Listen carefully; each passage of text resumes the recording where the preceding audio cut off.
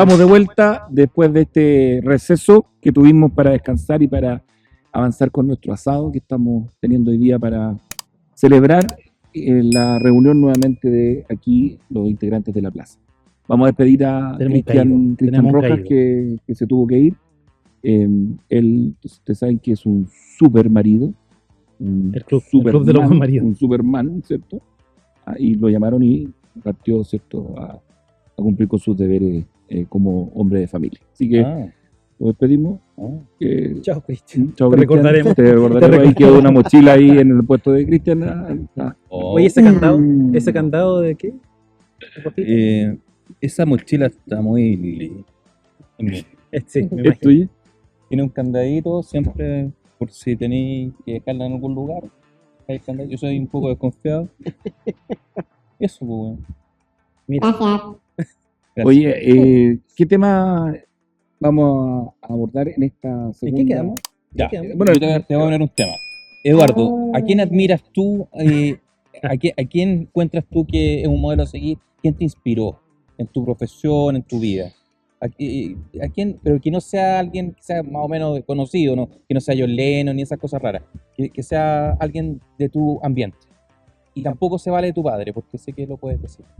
No. Yo sí tengo que... si yo tengo un mentor en la kinesiología y que me llevó por el camino de la kinesiología intensiva, en entrar a la UCI y empujar por la incorporación del kinesiólogo en la UCI, ese es don Jorge Molina. Yo fui alumno interno de Jorge Molina en el Hospital San Juan de Dios en el año 1993. ¿Tan viejo Jorge? Sí, Jorge ya estaba trabajando en el Hospital San Juan de Dios.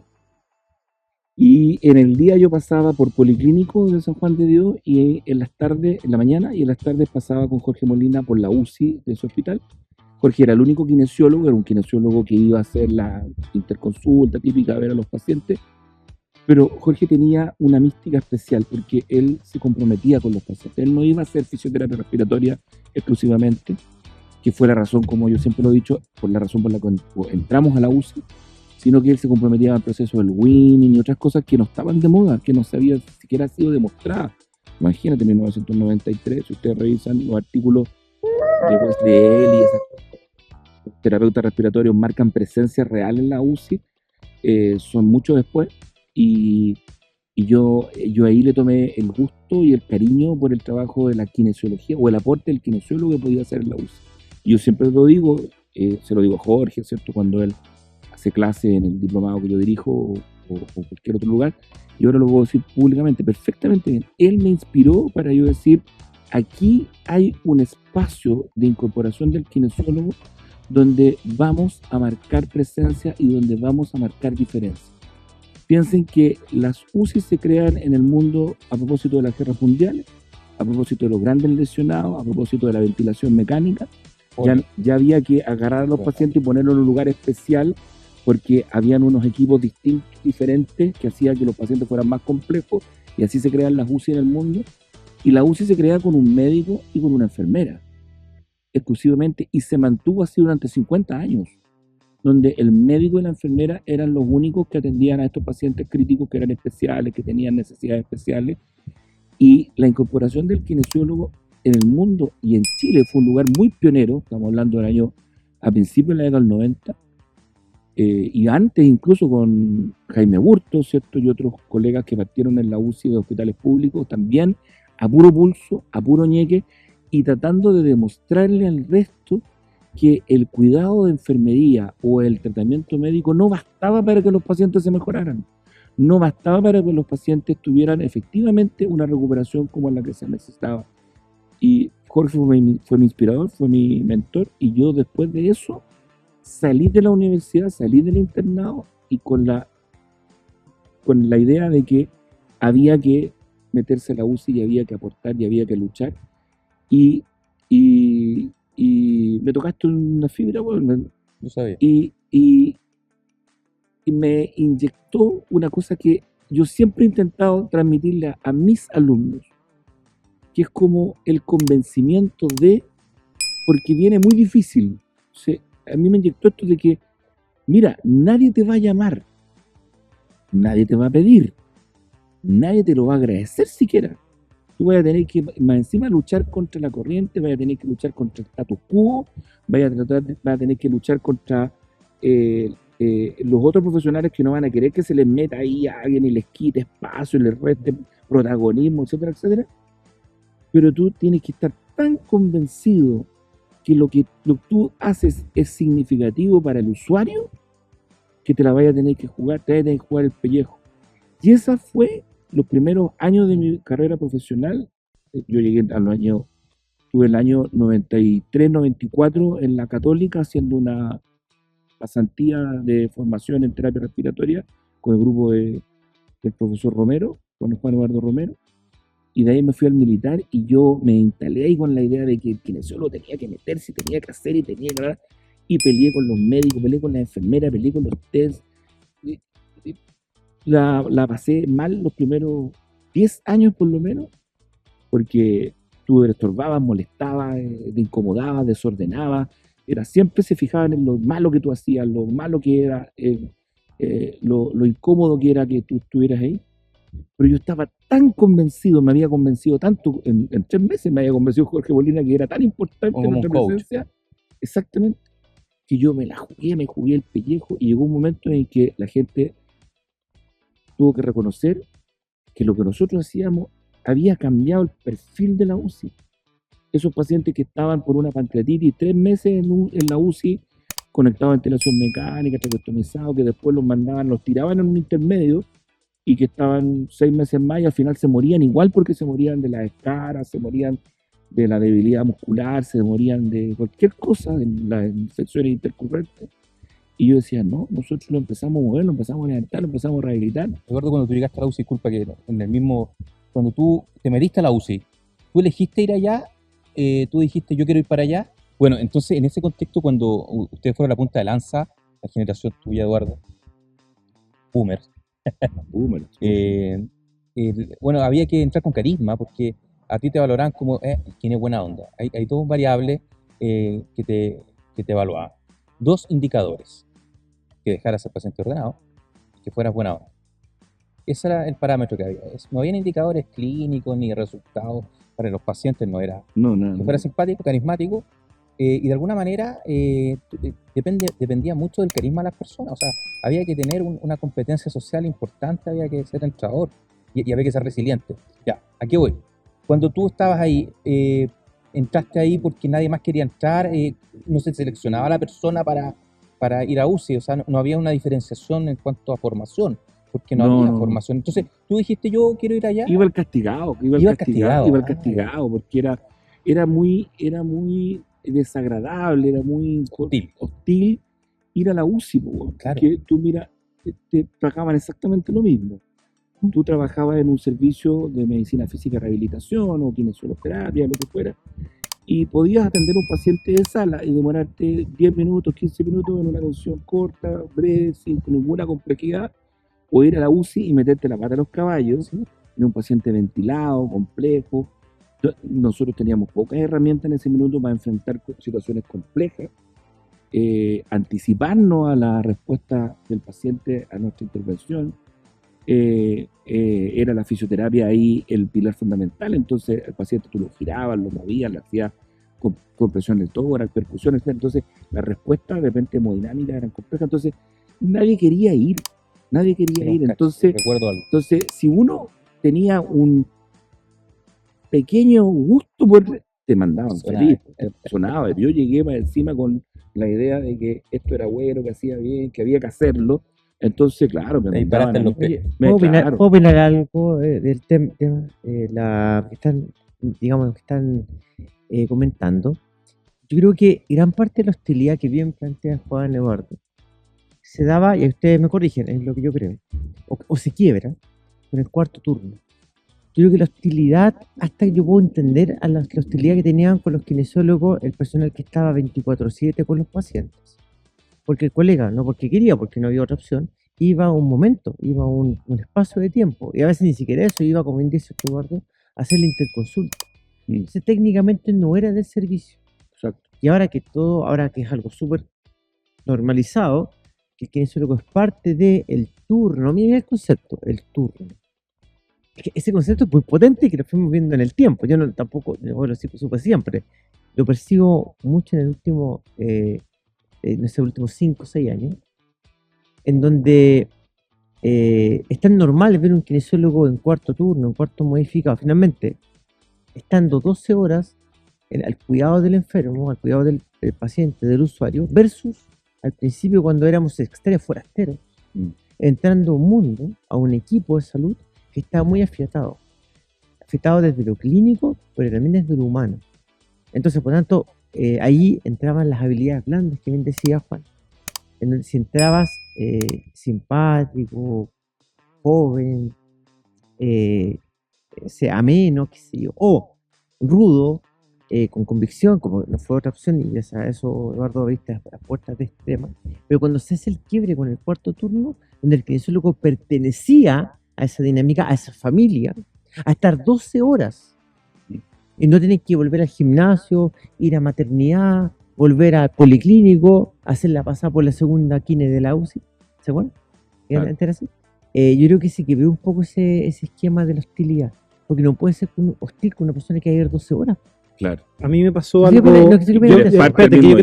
Yo quiero contar un poco mi experiencia que tiene que ver un poco ahí. Yo llegué a la UCI también como muy parecido, como que nadie quería ir. Y mira que ahora que lo pienso, yo llegué en la pandemia, porque así alcanzó, quizás no con las dimensiones con las que fue esta última, pero con la H1N1. 2009, ¿no? Ahí llegué a la UCI. Entonces, ¿por qué? También porque nadie quería ir un sábado, nadie quería ir un domingo, ir a hacer kinesiología. Entonces, y yo partí las veces que me tocó ir a UCI, resulta que veía que era un paciente que tenía tanto potencial kinesiológico que me quedaba. Y muchas veces, en este tiempo que probablemente ya nadie lo hace, me quedaba a honores, así como tenía que ver a uno y me quedaba, oye, este de aquí interesante también podría, o después de a poquito el mismo equipo me empezaba a llamar, oye, ya que estáis aquí, ¿por qué no podéis?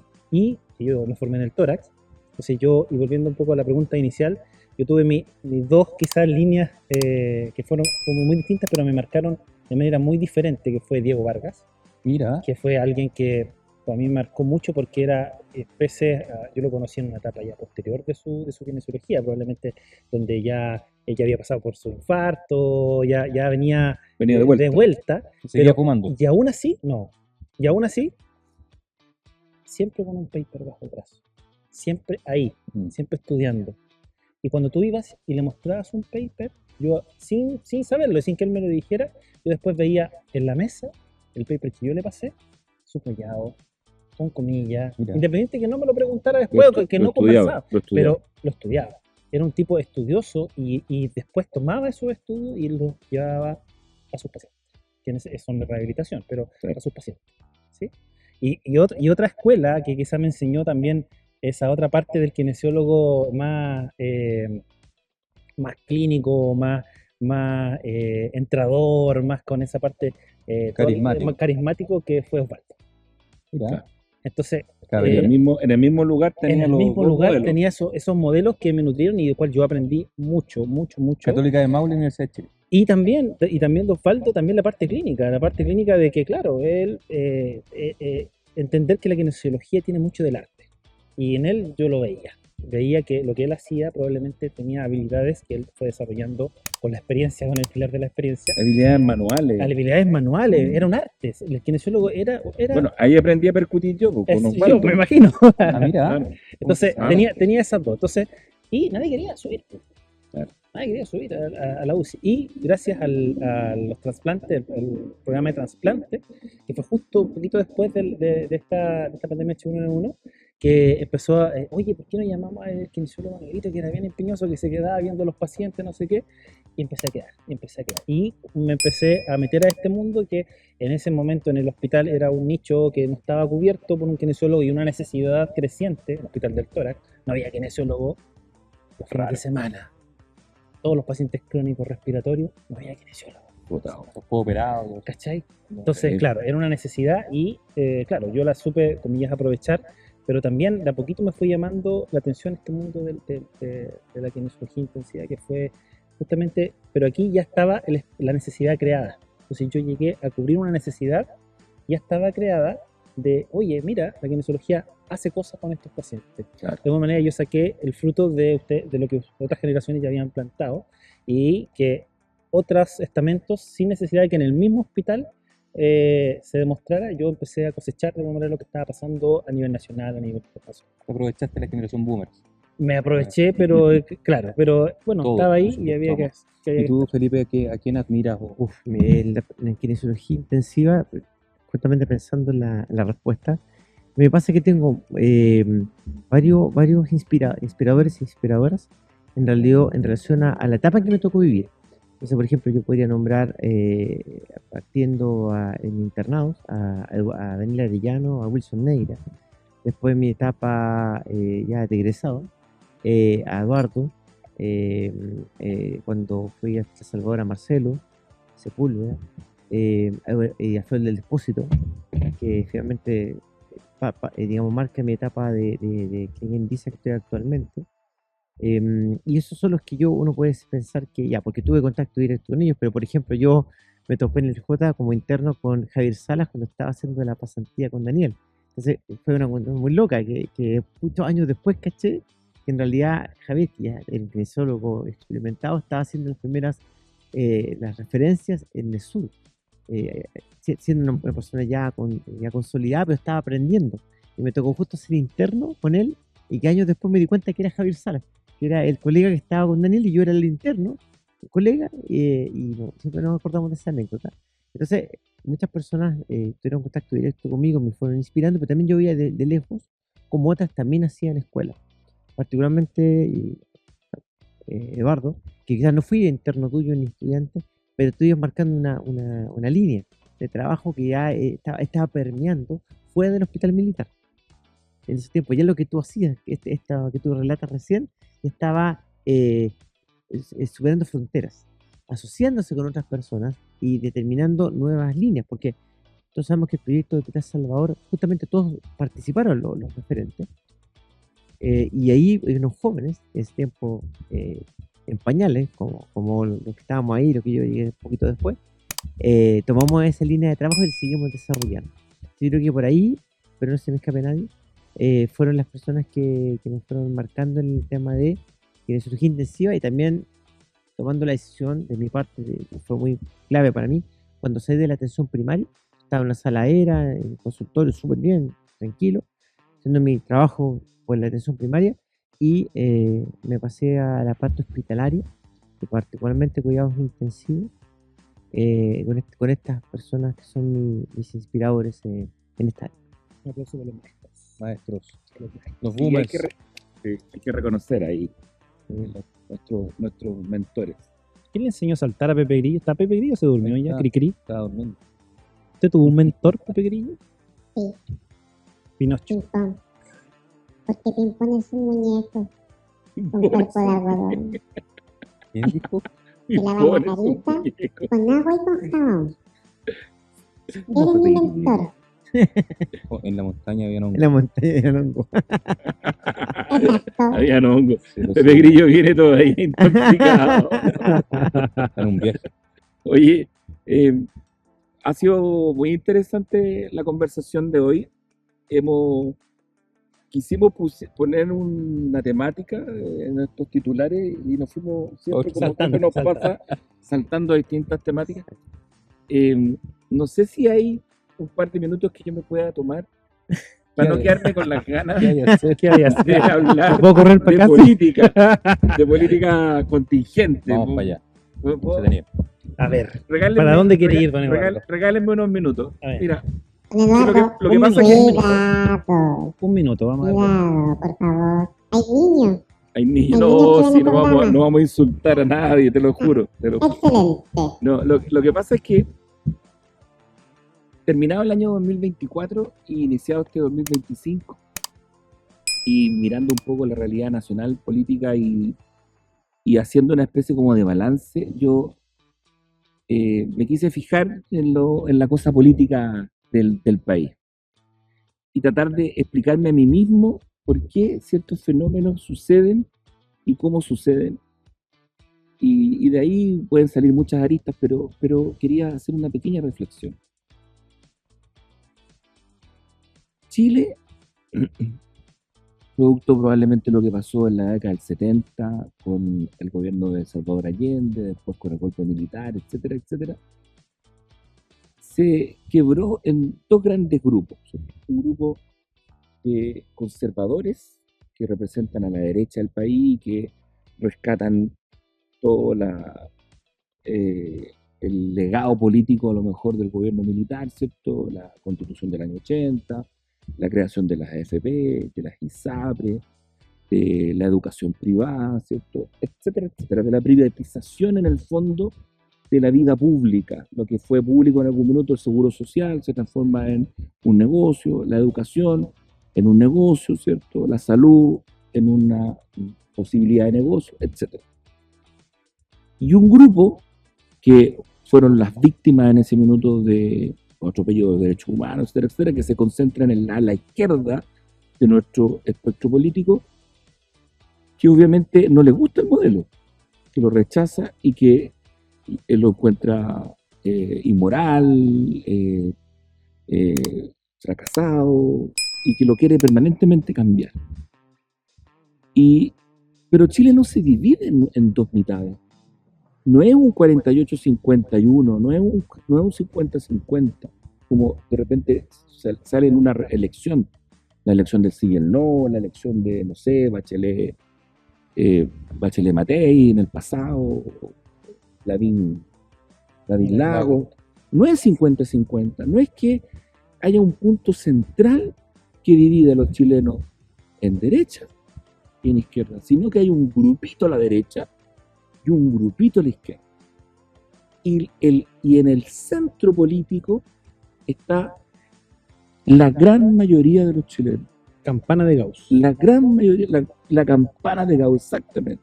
Probablemente el 5% de extrema derecha, el 5% de extrema izquierda, el lado de la derecha política se compromete o se identifica con el modelo conservador, ¿cierto? En el área valórica, moral y con el modelo y con la conservación del modelo económico que se instauró durante el gobierno militar, y el otro, el 5% en la izquierda, completamente contrario y que quiere cambio.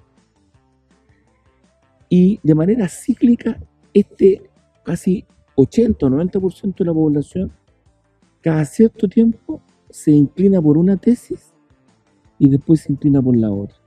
Porque apoya un sector, ve que no hay grandes cambios, ni grandes beneficios, ni grandes modificaciones, se desilusiona y se carga hacia el otro. Y por eso en Chile no podemos decir que la mitad de los chilenos son de derecha, la mitad de los chilenos son de izquierda, no sé, sino que la gran mayoría de los chilenos son de centro. Y cuando pasa lo que pasó en este gobierno, que uno de los sectores, en un momento político específico como fue el estallido social, se impone, convence a la gran mayoría y llega al gobierno con cambios radicales. Vamos a eliminar las AFP, vamos a eliminar las ISAPRE, vamos a pasar a un modelo de educación estatal, etcétera, etcétera. No avanza. Porque obviamente la gente no es un 50-50, sino que la gente rescata de un modelo una cosa y rescata del otro. La gente toma un poquito lo bueno de acá, lo bueno de allá. Exactamente.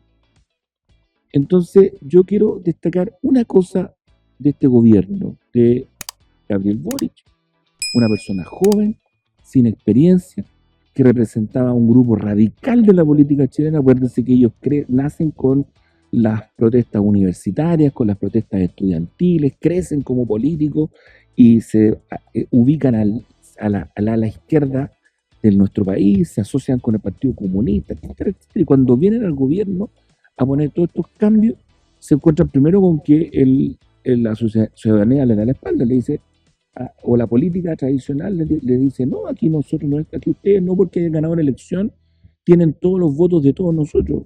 La primera gran problema que tiene es que la reforma tributaria no les resulta, por lo tanto no tienen lucas para implementar los cambios.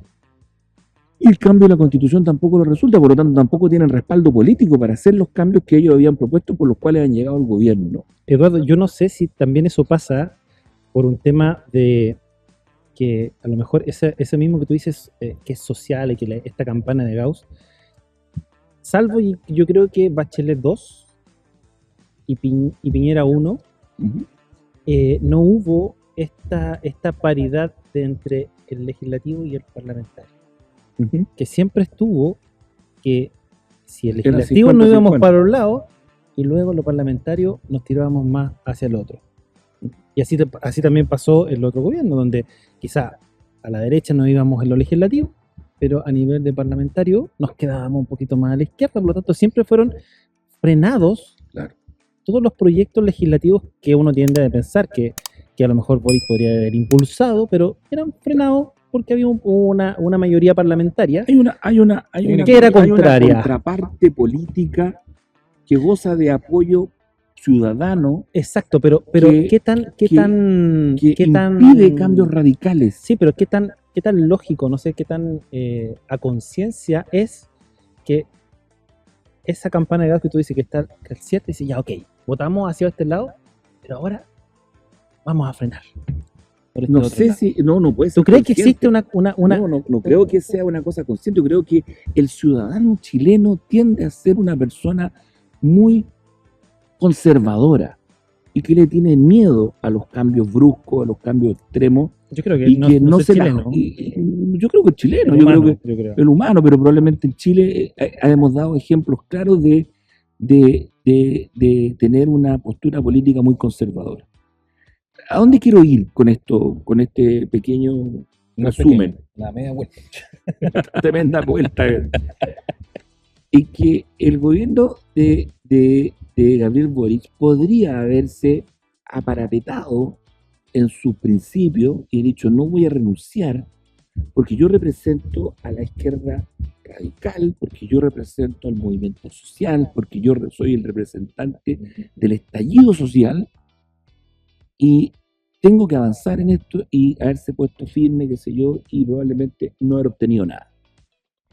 Y hace un trabajo político que yo quiero destacar, de discusión, de conversación, de diálogo y de acuerdo, por el cual vamos a tener probablemente una reforma tributaria, vamos a tener probablemente Con los matices. no reforma tributaria probablemente tal, sino que este cambio que fue al final las reformas legales para disminuir la ilusión y otros elementos, pero que mejoran la recaudación estatal.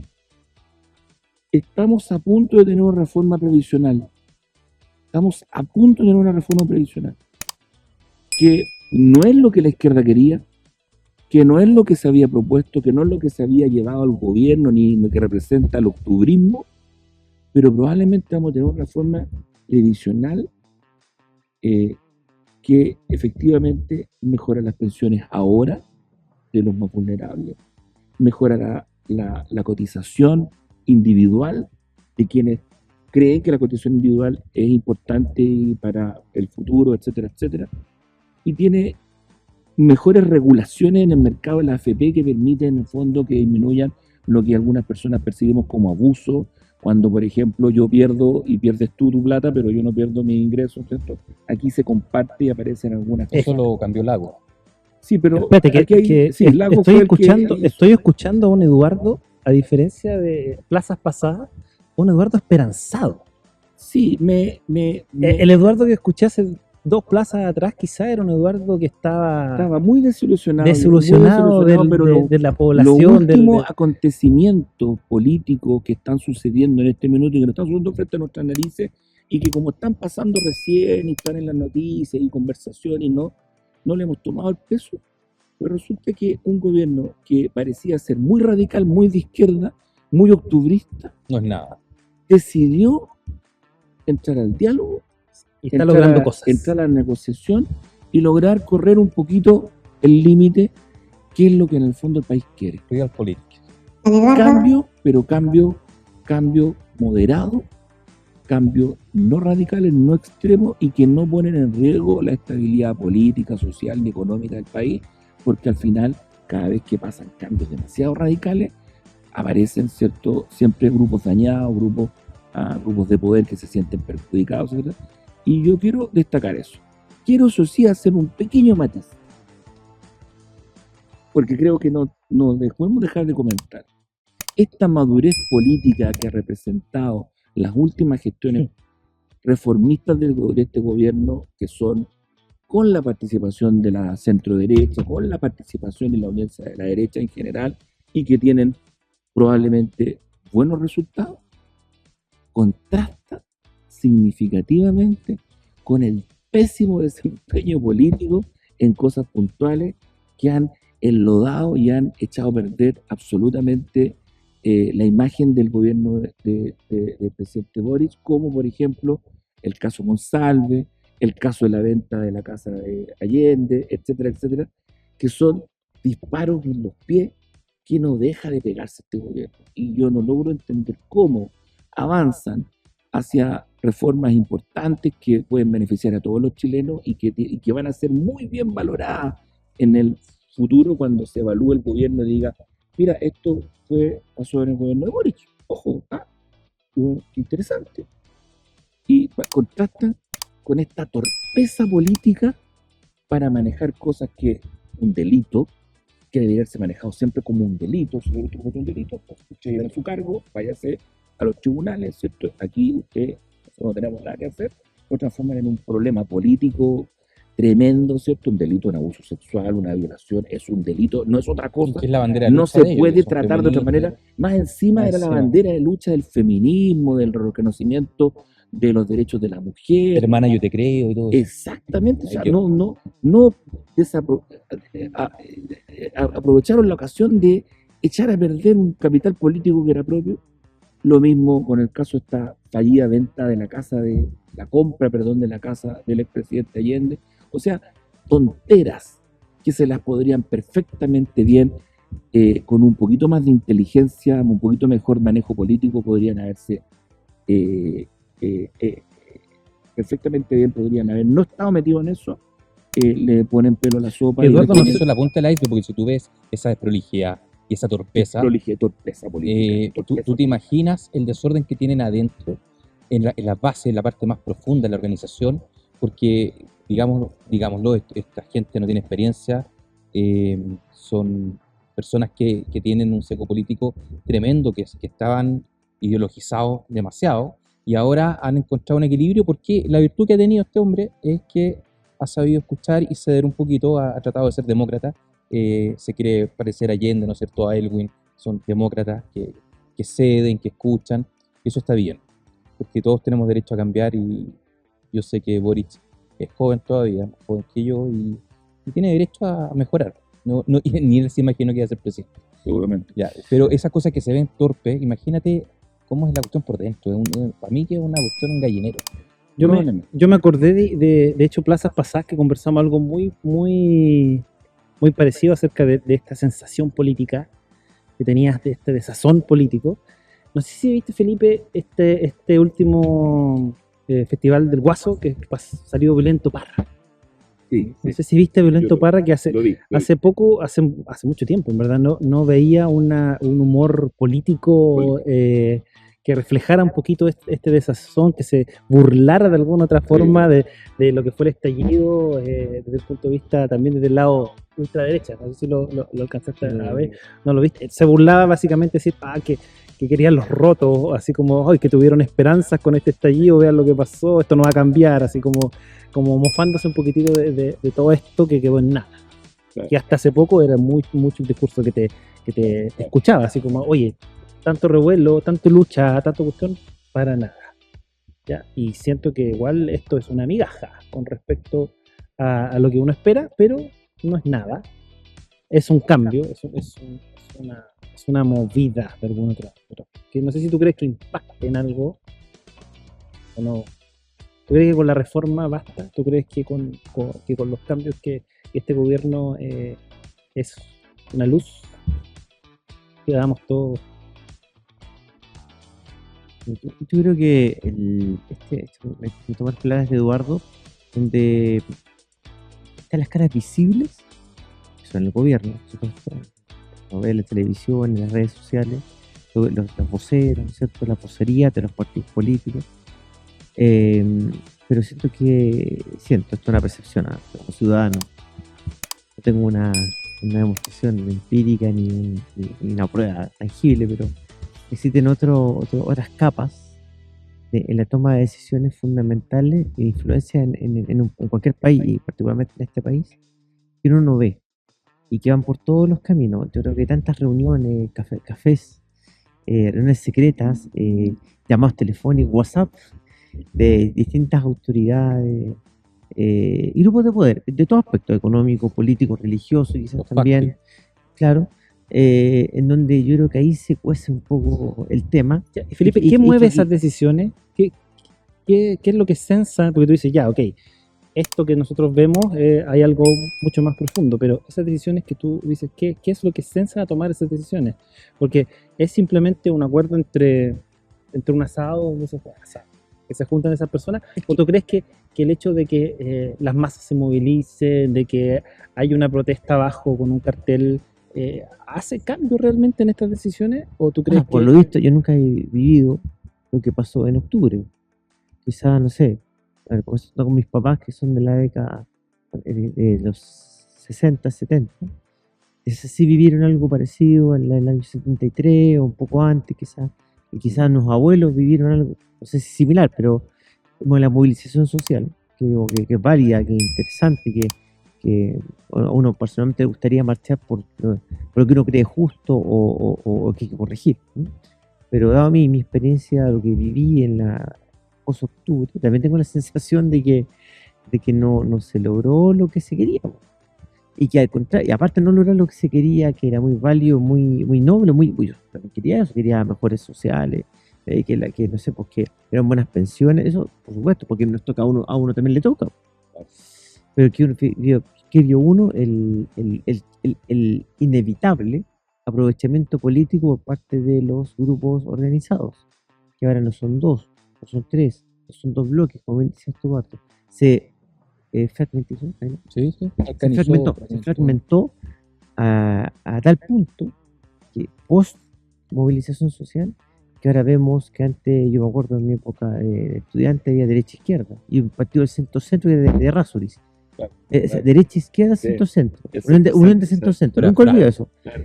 Ahora tenemos un espectro, un espectro político válido de grupos pequeños, pero que ahora abarcan un margen mucho más amplio. Entonces tenemos grupos de extrema y de extrema y de extrema izquierda, y así vamos llegando a un centro, que el comentario dice que quizás agrupa la mayor cantidad de gente, pero los grupos que representan son pequeñitos y vamos para la derecha, extrema derecha.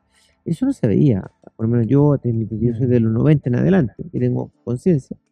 Quizás los de los 70, 50, 60 pueden decir otra cosa, pero yo creo que ahí esa fragmentación no sé si es tan buena, porque pequeños grupos, asociaciones, caudillos, logran a veces tener representación e influencia política, que junto con estas subcapas que les comentaba recién, que creo que existen, y que es mucho más, y yo siento que es mucho más complejo que la caricatura nos juntamos en un asado y decíamos qué hacer este país. No están así.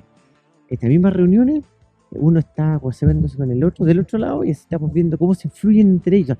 Es una especie de telaraña de situaciones donde los operadores políticos, te importa el lado, políticos económicos, quizás políticos económicos jurídicos, ¿no? Toman decisiones estratégicas y es como un ajedrez. Sí. Se está jugando un ajedrez permanente y nadie sabe si uno es peón, si uno está manejando, cuántas jugadas por delante oye, ¿sabes que dejemos que esto pase? Porque en realidad a esta elección nos va a ir bien, vamos al siguiente o al revés, este es nuestro momento, dejemos que el otro entre. Entonces, eso, y en esos tiempos hay calculistas. Sí, y en esos calculistas y en estos tiempos, Juanito, ¿cuál ha sido dentro de todos esos cálculos y de esas movidas de ajedrez, ha sido la que más te ha desilusionado? Y te voy a dar un ejemplo, por ejemplo, no sé, la colusión de los pollos, Confort, el mismo... La farmacia. ¿Cuál fue la que más te... la que más te dolió? Yo te voy a decir una.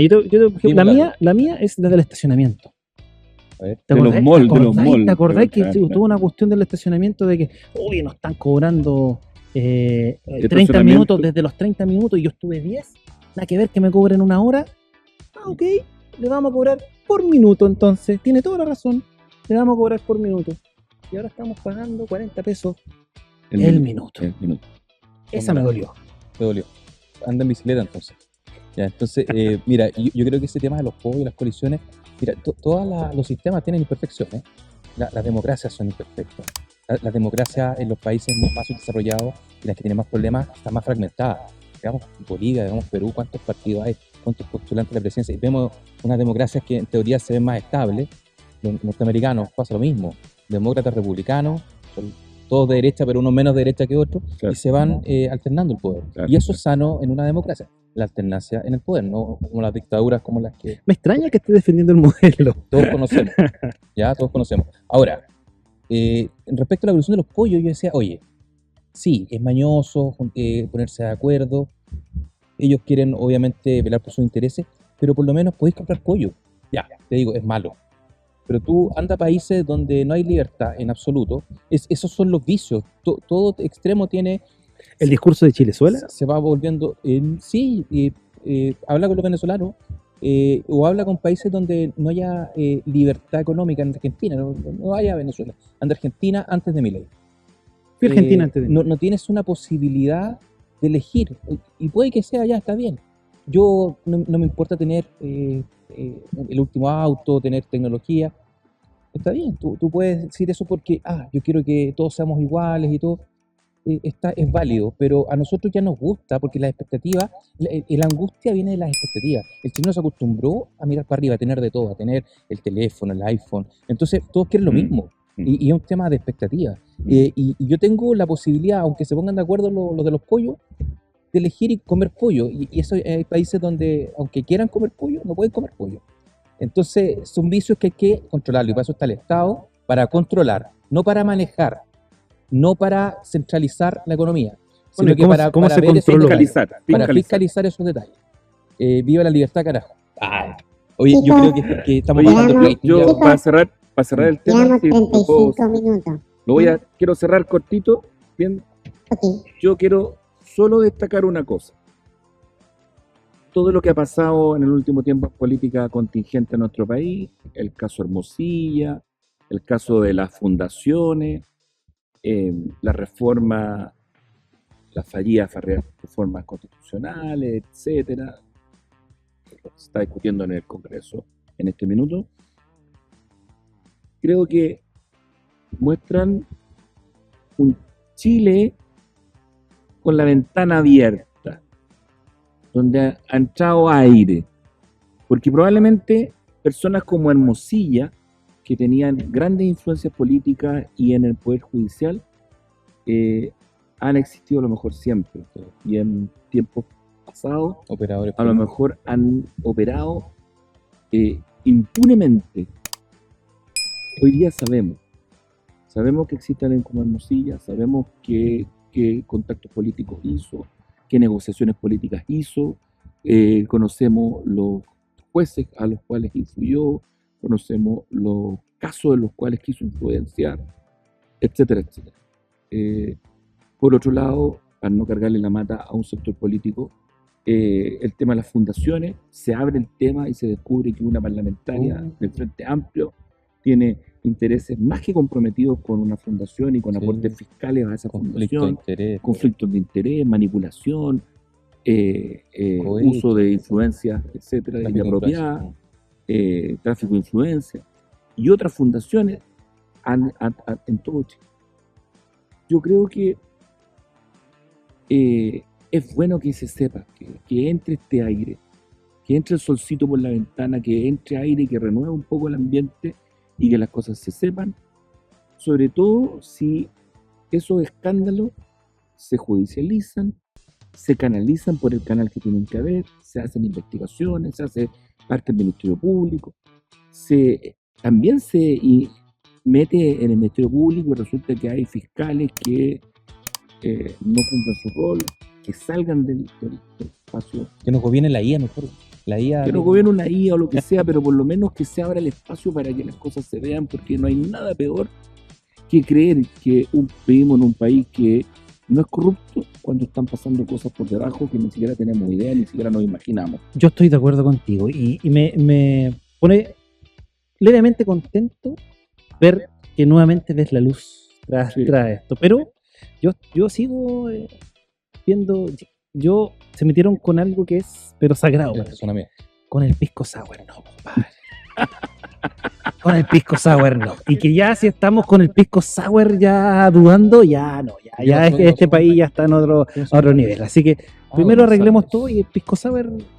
Que vuelva el pisco sour con pisco chileno, ¿verdad? Eso. Oye, pues, yo creo que eso, ya hemos hoy día tenido una reunión, no sé, José Luis está sin micrófono, está sin audio, así que creo que hoy hemos tenido un reencuentro. No sé, Pepe Grillo, si tú quieres comentarnos algo especial. Muchas gracias a cada uno de ustedes por venir, don Felipe, don Juan, don Roberto, José Luis que está escondido Al lado de Pepe Grillo. Y don Eduardo por acompañarnos, despedirnos de nuestros amigos, amigas y de todo aquel que nos sigue. Así que dejo el micrófono abierto para que se despiden hasta una próxima oportunidad. Gracias, Pepe. Yo quiero destacar eso de que nos volvimos a juntar, que abrimos la temporada 2025, hicimos un popurrí de conversación, de discusión, de temas, terminamos con un tema medio denso, que es el tema político, pero como dice Roberto, con una visión un poquito más esperanzadora, veo en que es bueno que entre aire, es bueno que las cosas se discutan y que se avance, aunque sea, que corramos un poquito la línea, corramos un poquito el límite, porque cambios radicales parece que el país no está para eso. Así que yo me alegro de haberlos visto, encima en un formato súper interesante, hicimos un asado, nos comimos unos carnes, tomamos unos vinitos, conversamos y nos encontramos aquí en un ambiente de amistad y fraternidad. ¿Cierto? Agradecemos al anfitrión que hoy día nos recibió aquí en su espacio, que es Roberto, así que un gusto siempre estar con ustedes, además, ustedes saben que los quiero mucho. Gracias, don Eduardo. Don Felipe, ¿algo que aportar? ¿Despedirse? Sí, despedirnos todos, bueno, agradecido también de participar y que, como bien dice Eduardo, abrir la temporada 2025, que vengan nuevos capítulos con distintas temáticas y que vaya creciendo la conversación, porque de la conversación uno también aprende, se nutre y proyectarla en nuestros ambientes privados también, conversarla con nuestros colegas, amigos, familia, estudiantes, ¿cierto? Así que súper contento de participar. Don Juan, ¿algo que aportar usted? Yo estoy feliz y me despido. Muchas gracias a todos por participar, por estar, por compartir y eso. Roberto. Muchas gracias. Oye, que cuesta juntarnos ya, tan ocupados todos con sus vidas. Yo creo que hay que... Ahora, le puse un vinito encima, una carnecita y ahí llega... Ahí sí llega todo. Esa era la clave. Hay que repetirse. Estábamos aburridos de la pizza. Se agradece. Así que eso, chiquillos. Ya. Nos despedimos entonces. Nos vemos pronto en la plaza. Chao, chao, chao, chao, chao, chao, chao, chao, chao, chao, chao. Nos vemos pronto.